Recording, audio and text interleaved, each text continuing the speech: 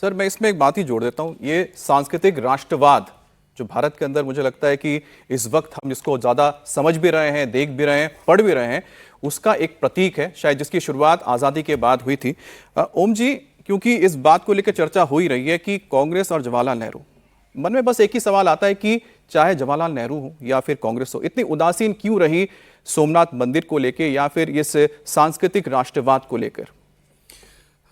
देखिए, अभी जैसा आदरणीय राजकुमार जी ने शुरू की थी बात कि उनकी परवरिश, उनकी सोच या कहीं ना कहीं जो उनका भाव था, वो शायद मैं किसी राजनीतिक टिप्पणी से बचना चाहता हूं, लेकिन शायद उनमें उस राष्ट्र भाव का, उस राष्ट्रीयता, उस सांस्कृतिक राष्ट्रीयता, उस चेतना का शायद अभाव था जो किसी को भी, किसी भी सामान्य व्यक्ति को भी अपनी जड़ों से जोड़ता है। क्योंकि फिर मैं कहूंगा कि जो सोमनाथ का स्वाभिमान है वो केवल हमारी एक पक्ष से नहीं जुड़ता, वो पूरे राष्ट्र के शौर्य का। आई डिफर विथ योर ओपिनियन।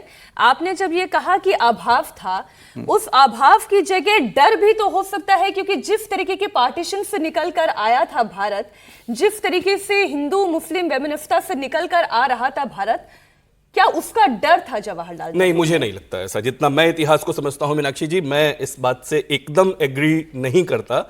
उसी समय वीएन गाडगिल को पढ़िए आप, उस समय के मुंशी के पेपर्स को पढ़िए, बहुत स्पष्ट है कि उसी समय मस्जिदों को तो अनुदान दिए जा रहे हैं, लेकिन मंदिर को न दे दिया जाए। और वो मंदिर जिसके लिए हम कहते हैं सोमलिंगम नरो दृष्ट्वा सर्व पापो प्रमुच्यते, वो पहला ज्योतिर्लिंग है जिससे लाखों करोड़ों लोगों की श्रद्धा जुड़ती है। ये वो ज्योतिर्लिंग है, ये वो मंदिर है जो हमारे शौर्य की कहानी बयान करता है कि इतनी बार तोड़ा गया, इतनी बार उस पर हमले हुए, लेकिन फिर वो अपने पूरे गौरव के साथ खड़ा हो गया। ये हमारी सांस्कृतिक चेतना का, हमारी राष्ट्रीयता का, हमारी अस्मिता का, हमारी श्रद्धा का, हमारी आस्था का चरम बिंदु था। उसके लिए ये कहना, मैं देखिए ना, उन्होंने पत्र लिखा है, वो पत्र भी मेरे पास है, आपने कहा ही था कि मैंने सब हाईलाइट किया हुआ है।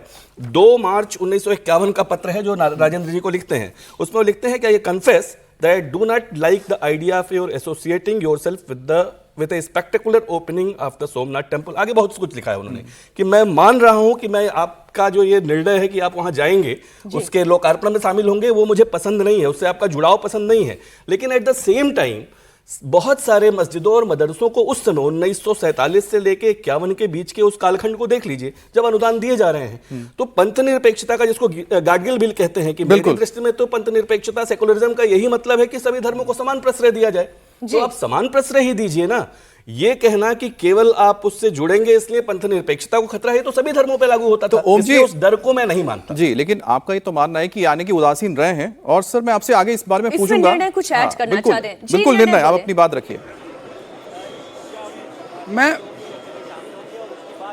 जी देखिए, मैं यहाँ पे मीनाक्षी थोड़ा सा और ऐड करना चाहूँगा कि जो ओम जी अभी बता रहे थे, उसके आगे कन्हैयालाल मुंशी, जिन्होंने इनफैक्ट ये आइडिया प्रपोज किया था सरदार पटेल को, उनको भी अर्ली 1951 में नेहरू ने एक पत्र लिख करके ये कहा था, जिससे बहुत हद तक स्पष्ट होता है कि ये भय की बात नहीं थी। इस पत्र में एक लाइन जो है वो बहुत ही इंपॉर्टेंट है।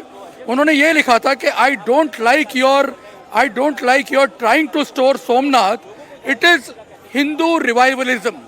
हिंदू पुनरुत्थानवाद की बात से जोड़कर नेहरू ने इसके रिस्टोरेशन के काम को ही चैलेंज किया था। और उसके बाद अगर आप देखें, जो बाद में जो कांग्रेस गवर्नमेंट्स आई, उन्होंने किस तरह से इसे इग्नोर किया। 2001 तक जब नरेंद्र मोदी गुजरात के मुख्यमंत्री बने और उन्होंने बनते ही 24वें दिन 31 अक्टूबर को सरदार पटेल की 125वीं जयंती पर इसका स्वर्ण काल जो है उसका सेलिब्रेशन किया, जो है इसका प्राण प्रतिष्ठा। उससे पहले अगर आप देखें, जब इसके सिल्वर जुबली हुई थी, 25 साल जब पूरे हुए, तब मोरारजी देसाई सोमनाथ ट्रस्ट के चेयरमैन हुआ करते थे।